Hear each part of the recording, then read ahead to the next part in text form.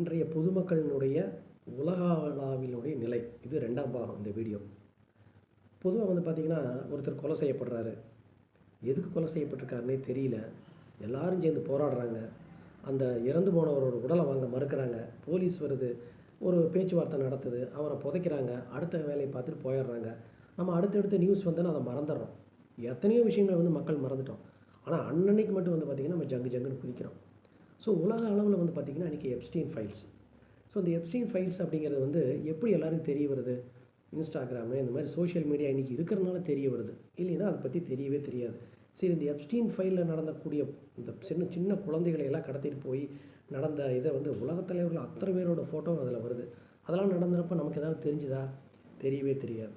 ஒரு பக்கம் பார்த்திங்கன்னா இஸ்ரேல் பாலஸ்தீனத்தினோட போர். அங்கே காமன் பீப்புள் கொல்லப்படுறாங்க. அதுக்கு சொல்லப்படுற விஷயம் என்ன? அங்கே தீவிரவாதிகள் இருக்கிறாங்க, அவங்கள நாங்கள் அழிச்சு ஒழிப்போம் அப்படின்னு ஒரு கண்ட்ரி சொல்லுது. இன்னொரு கண்ட்ரி கிடையாது அப்படின்னு சொல்லி நாங்கள்லாம் அவங்களுக்கு உதவி செய்யணும், பசியிலையும் பட்டினியில் வாடிட்டு இருக்கிறாங்கன்னு உதவி செய்யணும் அப்படின்னு கெஞ்சுது உலக நாடுகள்லாம். ஆனால் ஒரு நாடு அதுக்கு விட மாட்டேங்குது. என்ன பண்ணிட்டோம் காமன் பீப்புளு?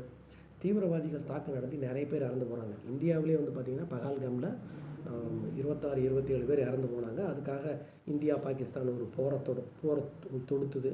ஆனால் இறந்து போன குடும்பங்கள் இன்றைக்கி என்ன நிலைமையில் இருக்குது அப்படிங்கிறது நிறைய பேருக்கு தெரியாது. காரணம், அடுத்தடுத்து நடக்கக்கூடிய நிகழ்வுகளை நம்ம மறந்துடுறோம். ஸோ இது மாதிரி நிறைய படுபாதக செயல்கள் நடக்குது இல்லையா? அமெரிக்கா அதிபர் ட்ரம்ப்பு வரி போடுறாரு. நம்ம இந்தியா மேலே மட்டும் வரி போடுறாரு, உலகம் ஃபுல்லாக வரி போடுறாரு. நீ என் சொல் பேச்சு கேட்கணும், கேட்கலன்னா உனக்கு வரி. இது என்னோடய கண்ட்ரி ஆக போகுது, இதை நான் விலைக்கு வாங்க போகிறேன். வெனிசுலாங்கிறது இது இனிமேல் என்னோடய நாடு தான், இங்கேருந்து தான் என்னால் ஆயில் வாங்கணும், இந்தியா ஆயில் வாங்கலைன்னா வரி போடுவேன் இப்படின்னு பல விஷயங்கள் பார்த்திங்கன்னா, என்னதான் ஒரு நாட்டினோட தலைவராக இருந்தாலும் தனிப்பட்ட விஷயத்தில் ஒரு மனிதன் எடுக்கக்கூடிய ஒரு விஷயம், அதாவது அந்த மனிதனுடைய மனநிலை, அவர் என்ன மாதிரியான ஒரு டஃப்பான பர்சனாக, ஒரு சாஃப்டான பர்சனாக, இதை ஒட்டியே தான் இன்றைக்கி முடிவுகளை எடுக்கப்படுது. ஸோ இதை ஒட்டியே தான் நம்ம எல்லாம் போய் ஆக வேண்டியதாக இருக்குது. எல்லாருக்கிட்டையும் அடிபணிந்து போக வேண்டியதாக இருக்குது. தங்கம் மேலே பயங்கரமாக உயர்ந்துட்டுருக்கு. ஒரு காமன் பீப்புளுக்கு ஏன் உயருது அப்படின்னு தெரியுமா? சரி, உயர்ந்துன்னு தெரிஞ்சால் நம்ம என்ன பண்ண முடியும்?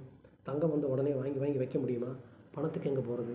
ஸோ இதெல்லாம் கலந்து கட்டியாக நீங்கள் பார்த்தீங்கன்னா, ஒரு சாதாரண காமன் பீப்புள், ஒரு பொது ஜனம் வேர்ல்டு ஃபுல்லாக நம்ம கையாளாதனத்தை காமிக்குது. நம்மளால் எதுவுமே பண்ண முடியறதில்ல. 10 பேரை திரட்டிட்டு போய் போராட்டம் நடத்தினா அடக்குமுறை, கண்ணீர் போய் கொண்டு போடுறாங்க. அமெரிக்காவில் பார்த்திங்கன்னா மினியாபோலிஸ் அப்படிங்கிற இடத்துல பார்த்திங்கன்னா அந்த ஐஸ் ஏஜென்ட் ஒருத்தர் சுட்டுக் கொள்ளிட்டாங்க. அதுக்கான எதிர்ப்பு தெரிவிக்கிறாங்க. உடனே இராணுவம் வந்துருச்சு. காமன் பீப்புளோட நிலைமை இதுதான். நான் அதை தான் சொல்கிறேன். இது எல்லாம் பார்க்குறப்ப மனசு வெறுத்து போய் நம்ம வேலையை நம்ம பார்த்து போயிட்டு என்னடா அப்படின்னு தோணுது. இது ரைட்டாக தப்பா? பாய் பாய்.